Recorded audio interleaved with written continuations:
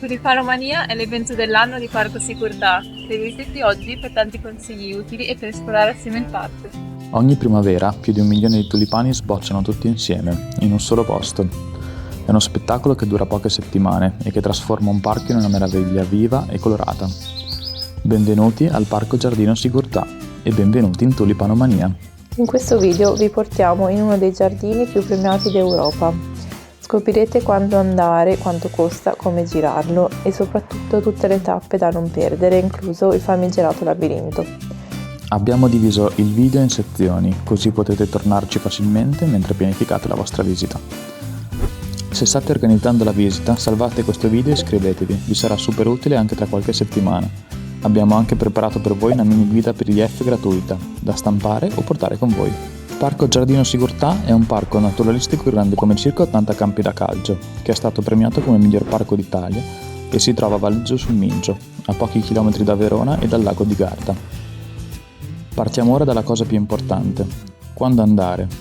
Tulipanomania esplode da fine marzo a fine aprile, ma il picco dei colori si ha solitamente tra il 10 e il 20 aprile. Segui i social del parco per vedere in tempo reale lo stato delle fioriture. Nei giorni festivi come Pasquetta, 25 aprile e 1 maggio il parco è pienissimo, l'ingresso è consentito solo a chi ha acquistato il biglietto online. Il biglietto intero costa 18 euro, i bambini tra i 5 e i 14 anni pagano ridotto, sotto i 4 anni entrano gratis. Over 65 e accompagnatori di disabili hanno diritto a sconti. Se venite in auto c'è un parcheggio gratuito a 600 metri dall'ingresso, in alta stagione conviene arrivare presto la mattina. Il parco apre tutti i giorni, dalle 9 alle 19, con ultimo ingresso un'ora prima. In caso di pioggia, il parco resta aperto, ma golf kart e trenini vengono sospesi. Sì, esatto, si può girare il parco in tantissimi modi. A noi piace camminare e siamo andati a piedi, altrimenti si può usare la bici, propria o elettrica a noleggio a 6,50 € all'ora, in golf kart, in trenino o shuttle con guida. Il trenino è perfetto per una prima visione d'insieme, 35 minuti di tour senza soste. Una voce vi racconterà i segreti del parco e costa 5 euro. Il golf kart è super comodo, con audioguida GPS integrato, costa 20 euro l'ora e richiede la patente B. Il parco è perfettamente accessibile con passeggini e carrozzine, ci sono toilette e punti d'acqua gratuiti distribuiti su tutto il percorso. E adesso vi portiamo nel cuore del parco. Abbiamo diviso la visita in tappe, che sono segnate nel PDF che trovate in descrizione, considerate almeno 3 o 4 ore per vedere le tappe principali o un'intera giornata spezzata da un picnic per viverlo con calma. È infatti possibile mangiare nei vari chioschi e bar interni o picnic libero su prato, senza però tavolini o barbecue. Iniziamo dal Viale delle Fontanelle, un punto perfetto per entrare nell'atmosfera del parco. Troverete la maggior parte dei tulipani ed è uno dei tratti più fotogenici dove poter trattare le vostre foto.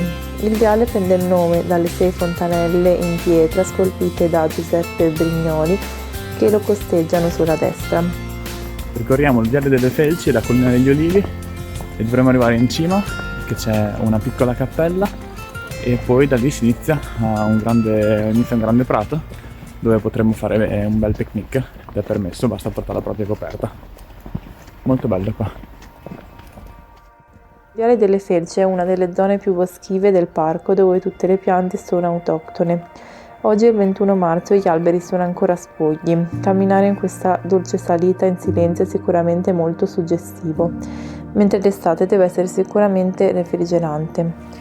Trovate anche uno dei tanti punti d'acqua dove potrete riempire le vostre borracce da questa comoda fontanella.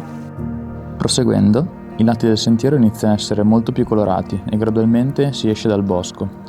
Passata la curva delle ortensie e quei loro grandi fiori rosa che sbocciano nel mese di luglio, si arriva a uno dei miei punti preferiti del parco.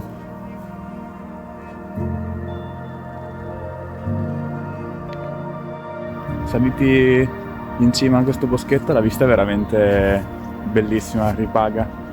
C'è questo giardino pieno di questi tulipani gialli, fantastici, in queste scie tipo onde floreali bellissime. E poi qua dietro c'è un'indicazione per l'eremo, quindi siamo vicini.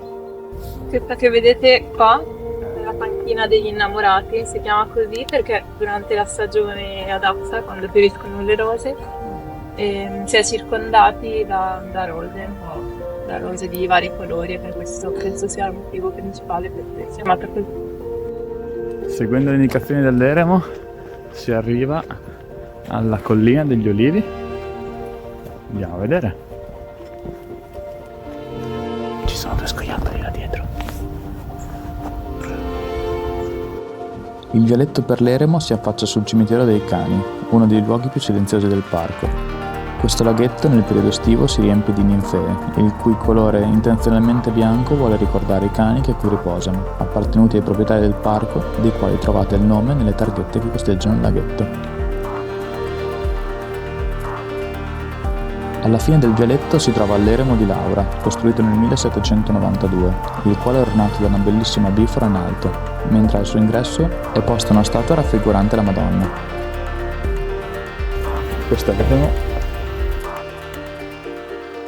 Scendete poi la gradinata che conduce ai laghetti dell'Eremo e alle Vallée degli Ulivi, che porta al grande tappeto erboso, sul quale è possibile fare un picnic. Basta usare una coperta ed è vietato l'uso di sedie, tavolini e barbecue. Noi avevamo già fame e ci siamo fermati per un pranzetto sano e rilassante. Allora, ho preparato del mix di cereali con peperoni, carote e pomodorini freschi.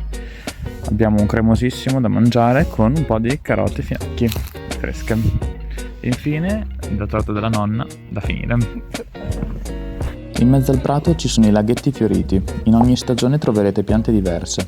Ora è piena tulipanomania, ci sono tulipani, narcisi, giacinti e muscari. In estate troverete begonie, tegete, salvia, coleus e infine in autunno viole di vari colori e margherite. In acqua invece ci sono carpe koi, colorate tanto quanto i fiori. Abbiamo risalito il tappeto erboso per arrivare fino alla statua di Carlo Sicurtà, il fondatore del parco, che lo aprì il 19 marzo 1978. Carlo Sicurtà amava accogliere i visitatori e intrattenersi con loro conversando in diverse lingue. Dietro l'angolo c'è il Poggio degli Imperatori, lapide che ricorda Francesco Giuseppe I d'Austria e Napoleone III. Cercate sul muretto la Rosa dei Venti, che indica i punti di interesse vicini. Se ci fosse una bella visibilità sarebbe bello vedere il Monte Baldo, però oggi è un po' nuvoloso. Nelle vicinanze della lapide si trova la meridiana orizzontale Romeo e Giulietta, utilizzato in passato come misuratore temporale, con una relativa tabella di correzione per calcolare l'ora civile con precisione, ed è stata dedicata a Galileo Galilei. Se sarete più fortunati di noi, potrete scorgere anche qualche daino. Poi scendete per il viale dei 2 imperatori che con una bella vista del Mincio a destra e del tappeto erboso a sinistra vi portano fino al bar della fattoria. Qui potete scegliere se continuare verso la fattoria didattica lungo l'antica strada sterrata o la via panoramica. Noi abbiamo scelto la seconda e non ce ne siamo pentiti. Invece dal bar della fattoria sulla destra ci sono i bagni. E da qui si inizia il viale dei Pascoli. Il viale dei Pascoli è abbastanza in discesa, ma ne vale assolutamente la pena, soprattutto per i bambini e gli amanti degli animali.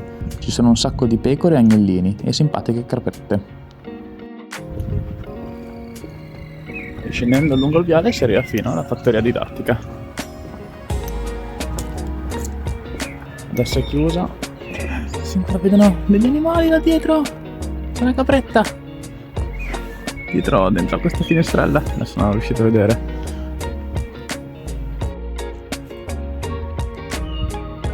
Pecorelle!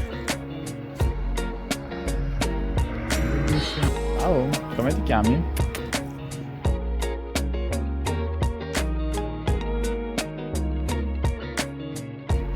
Ciao!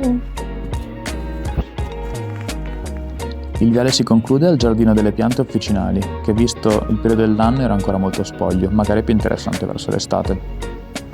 Dalla strada del Campagnolo proseguiamo e si arriva fino al labirinto. Ed ecco sia il punto forte, il labirinto. Bisogna cercare di arrivare fino lassù.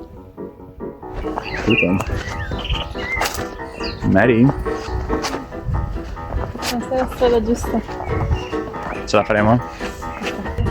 E se ci perdiamo dentro? Fortuna, un po' di cibo è avanzato dal pranzo. Adesso a sinistra? Destra. Poi là. Guarda il video fino alla fine e svelerò la soluzione al labirinto. Se ci si arriva.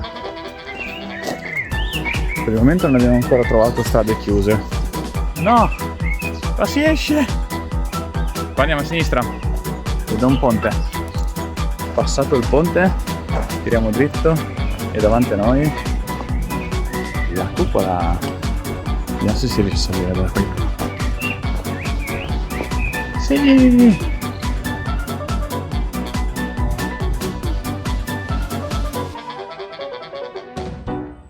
Antistante al labirinto si trova la Grande Quercia, enorme, ha 400 anni e copre una superficie di 1000 metri quadrati.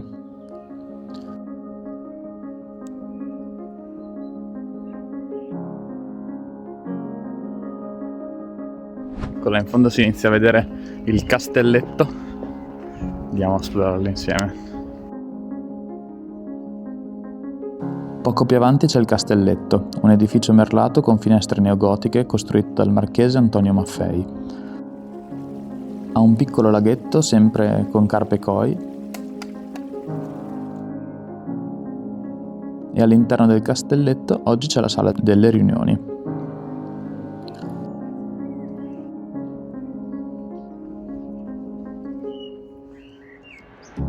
Finito il Viale dei Tramonti, trovate sulla destra il Bar delle Rose e lì c'è un piccolo roseto.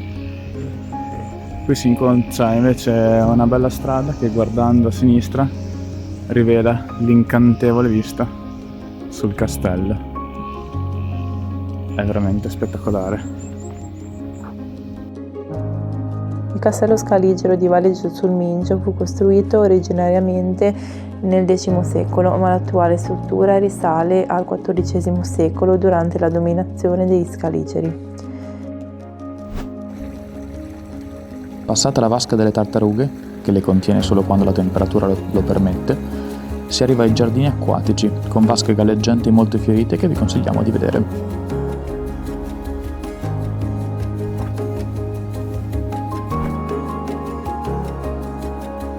Noi siamo entrati da là, abbiamo tirato a lungo il bordo, tutto fino in fondo, tutto il bordo, ti fai 2 lati del bordo, arriva all'uscita e niente. Siamo arrivati alla fine del tour del parco, speriamo vi sia piaciuto almeno quanto a noi. In un paio di settimane tutti questi tulipani saranno fioritissimi, sarà bellissimo. E se vi è piaciuto il video mettete un like, iscrivetevi. Vi lasciamo in descrizione tutti i contenuti aggiuntivi e il link al sito, e se siete arrivati fin qua andate a vedere il prossimo video. Ciao, un saluto!